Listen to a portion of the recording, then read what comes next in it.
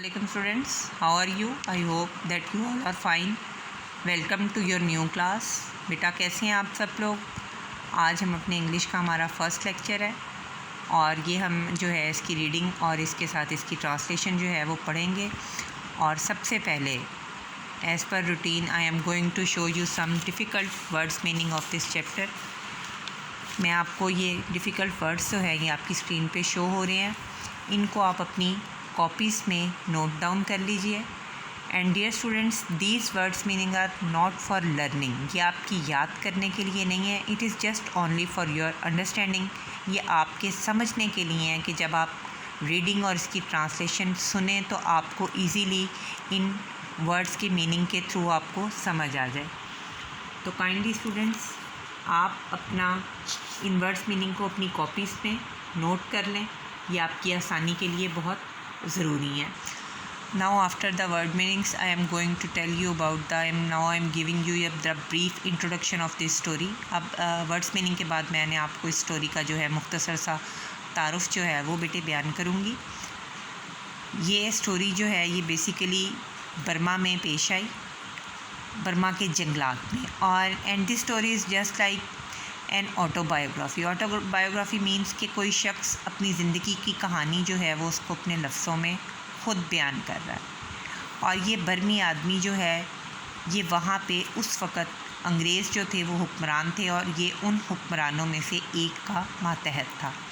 बच्चों, उस दौर में दरख्तों को के जो मोटे मोटे तने हैं उन्हें दरिया में आमदो रफ्त के लिए इस्तेमाल किया जाता था। वो दरख्तों के तने जो हैं वो वहाँ पे दरख्तों में के तने दरियाओं में फेंक दिए जाते थे। और अगर कभी वो दरख्तों के तने जो हैं वो दरियाओं में जैम हो जाते थे तो उस जैम को हटाने के लिए elephants were used to drag the immense tree trunks into the rivers for transportation. और इन दरख्तों के तनों के जैम को हटाने के लिए हाथियों को इस्तेमाल किया जाता था कि हाथी अपनी महारत और वज़न की वजह से उन तनों को अपनी जगह से खींच देते थे।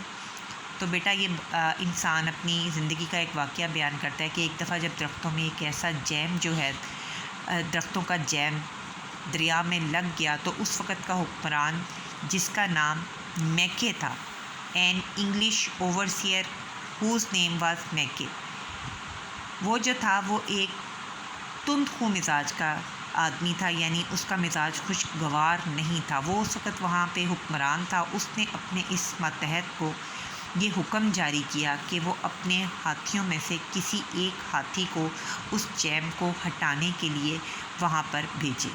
अब क्योंकि वो एक सख्त गिर हुक्मरान था तो इस बर्मी आदमी ने, जो कि उसका मातहत था, उसने उसका हुक्म मानने के लिए फ़ौरी तौर पर एक हाथी के सवार को, उस हाथी को जिसका नाम शिवेड डॉग था, उस हाथी के सवार को जो कि उसका भतीजा भी था, उसने उसे हुक्म दिया कि वो आए और यहाँ से दरख्तों के जो तने वहाँ पे जैम हो गए हैं उनको वो अपनी जगह से हटाए। तो बेटा ये कहानी का एक पस मंज़र था, उसका एक शॉर्ट इंट्रोडक्शन था।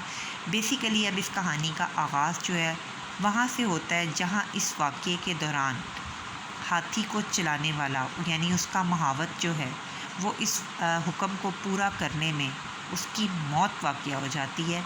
वहाँ से इस कहानी का जो है ये आगाज़ होता है।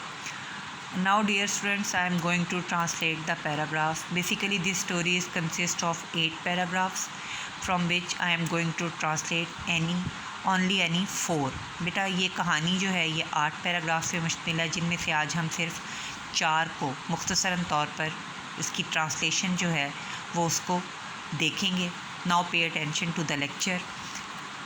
I was staying the night as always. यहाँ पे स्टोरी टेलर जो है वो अपनी कहानी बयान करते हुए यहाँ से स्टार्ट लेता है कि मैं अपनी रूटीन के मुताबिक, अपने मामूल के मुताबिक वहाँ पे एक हैसिन ऑक की झोंपड़ी में अपना जो है वो लेटा हुआ था। वहाँ पे हमने we ate a sparse meal and afterwards I step outside to smoke a cheroot. वो कहता है कि हमने अपनी रूटीन के मुताबिक वहाँ पे थोड़ा सा खाना खाया और उसके बाद हम सिगार पीने के लिए बाहर चले गए। Usually a camp is full and bursting at that time of day. अब यहाँ पे कहानी बयान करते हुए वो कहता है कि आमतौर पर दिन के इस हिस्से में कैंप की ये जो जगह है इसमें हर तरह की चहल पहल और आवाज़ें जो हैं वो मौजूद होती थी. But now I saw to my astonishment that there was no one about. I could hear nothing but frogs and owls and the feathery flapping of great jungle moths. वो कहता है कि मुझे अपने इर्द गिर्द वो मखसूस चहल पहल जो है वो नज़र नहीं आ रही थी, ना ही मुझे जंगल के मखसूस जो कीड़े मकोड़े हैं उनकी आवाज़ें मुझे सुनाई दे रही थी. Absent also was the most familiar and reassuring of a camp sounds, the tinkling of elephant's bell. और वो कहता है यहाँ पे जो सबसे ज़्यादा आम चीज़ थी वो थी कि हाथी के गले में जो बेल होती है उसकी जो खनखनाहट है वो मेरे लिए वहाँ पे बहुत ही मानूस और दिल को खींचने वाली थी. मगर इस वक्त ये सब चीज़ें जो हैं वो वहाँ पे मौजूद नहीं थी. Evidently no sooner had the soil been tamped down on the dead man's grave than the other horses had begun to flee the camp, taking their elephants with them. यहाँ पे वो कहता है कि ज़ाहिरी बात है कि जब हाथी पे मौजूद उसका महावत, here is a most important word, Oasis. Oasis means हाथी को चलाने वाला, द एलिफेंट राइडर जिसको उर्दू में हम महावत भी कहते हैं.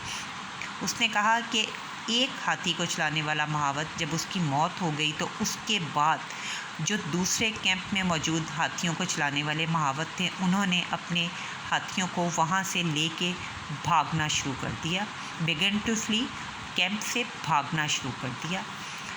The second paragraph is the only elephant that was still in the camp's vicinity was sure dog, the dead man's mount. वो कहता है वहाँ पे अब सिर्फ़ और सिर्फ ये जो कैंप की हदूद थी उनमें सिर्फ़ और सिर्फ एक हाथी, श्योर डॉग, जैसा कि हमने स्टार्टिंग में पढ़ा था, सिर्फ वो हाथी मौजूद था जिसका चलाने वाला जो है वो मर चुका था.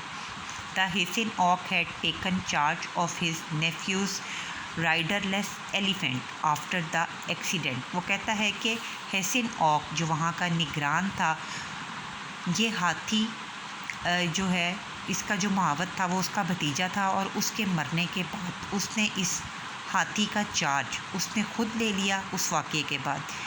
She was restless, he said, and nervous, frequently flapping her ears and clawing the air with the tip of her trunk.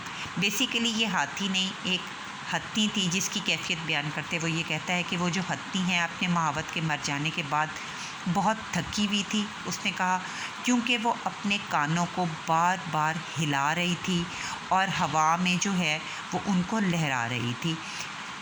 This was neither uncommon nor unexpected for the elephant is above all a creature of habit and routine, so pronounced an upheaval as the absence of a long familiar hurdler can put even the gentlest of elephants out of temper, often dangerously so. वो कहता है क्योंकि हाथी बुनियादी तौर पे एक ऐसी मखलूक है जो बहुत ही मुनज़्ज़म तरीके से चलती है और बहुत ही अपनी मामूलात को जो है वो उसको फॉलो करती है, उसके मुताबिक ज़िंदगी बसर करती है. लेकिन अगर इस मखलूक की ज़िंदगी में कोई गैर मामूली वाक़या पेश आ जाए तो वो बहुत ज़्यादा डिस्टर्ब हो जाती है और बाज़ औक़ात वो एलिफेंट्स जो हैं, हाथी जो हैं, वो अपना टेम्पर इतना लूज़ कर देते हैं कि वो ख़तरनाक साबित होते हैं. This being the case, the hessian ऑक had decided not to allow a shivey dog forage through the night as was the rule. अब उस हथनी की कंडीशन को देखते हुए हेसिन ऑक यानी जो उसका निगरान था उसने ये फ़ैसला किया कि वो हथनी को जंगल में रात भर खुराक की तलाश के लिए नहीं छोड़ेगा, जो कि एक असूल था कि हाथियों को जंगल में उनकी खुराक तलाश करने के लिए रात भर के लिए छोड़ दिया जाता था. Instead he had led her to a clinic some half miles distance from the camp and supplied her with a great pile of succulent tree tops branches. इसके बरक्स उसने हथनी को कैंप से आधा मील के फासले पर वह ले गया और उसने उसको चंद दरख्तों की जो बहुत रस भरी जूसी शाखें थी वो उसने उसको खुराक के तौर पर मुहैया कर दी. Then he had tethered her securely between two immense and immovable trees. और उसके बाद उसने क्या किया कि उसको 2 बहुत ही मजबूत और ना हिलने वाले दरख्तों के दरमियान बहुत ही एहतियात से उसको थेटेड यानी बांध दिया। To be doubly sure of keeping her bound he had used not the usual light weight fetters with which elephants are shackled at night। और उसने इस मकसद के लिए उसको आम उन रस्सियों से नहीं बांधा जिनसे हाथियों को रात के वक़्त बांध दिया जाता था। The heavy iron towing chains that are employed in the harnessing of logs, this he said was a precaution। बल्कि उसके बरक्स उसने दरख्तों को के तनों को बांधने के लिए जो मजबूत लोहे की चेन इस्तेमाल होती है उसके ज़रिए उसने उस हत्ती को बांधा। और उसने कहा कि ये मैं महज प्रिकॉशन के तौर पे यानी हिफाजती तदबीर के तौर पे ऐसा कर रहा हूँ। अब precaution against what, I asked. मैंने उससे ये पूछा कि तुम ये हिफाजती तदबीर किसके ख़िलाफ़ कर रहे हो। He gave me a sidelong glance and said in a soft slippery voice, just a precaution। उसने मुझ पर एक साइडलॉन्ग ग्लास तिरछी सी निकाल डाली और बड़े ही नरम आवाज़ में कहा, जस्ट अ प्रिकॉशन, सिर्फ एक ये हिफाजती तदबीर है। There now remained in the camp only the his oak and me and of course Meke taken in his tie। अब कैंप में सिर्फ हैसे औकन मैं रह गए और हमारा वो निगरान जिसका नाम मैके थैकिन था वो अपनी झोंपड़ी में था। ताई मीन्स झोंपड़ी। It had not rain much through the day. इस दिन वहाँ पे दिन में कोई ज़्यादा बारिश नहीं हुई थी, but with the approach of evening clouds had begun to mass in the sky and by the time I blew my lamp out and rolled out my mat, there was not a star to be seen। वो कहता है कि दिन में तो बारिश नहीं हुई थी, लेकिन इस वक्त बादलों के ग्रो आसमान पर जमा होने शुरू हो गए। और जिस वक्त मैंने अपना लैंप बुझाया और मैं अपने मैट पर लेटा, उस वक्त आसमान पर एक भी सितारा जो है वो नज़र नहीं आ रहा था। Soon the storm broke, जल्द ही तूफ़ान आ गया। Rain came pouring down and thunder went pealing back and forth across the valleys। कि बहुत जल्द तेज़ बारिश शुरू हो गई और तूफ़ान जो है वो वादियों के दरमियान में फैल गया। I had been asleep perhaps an hour or two when I was woken by a trickle of water leaking through the bamboo roof।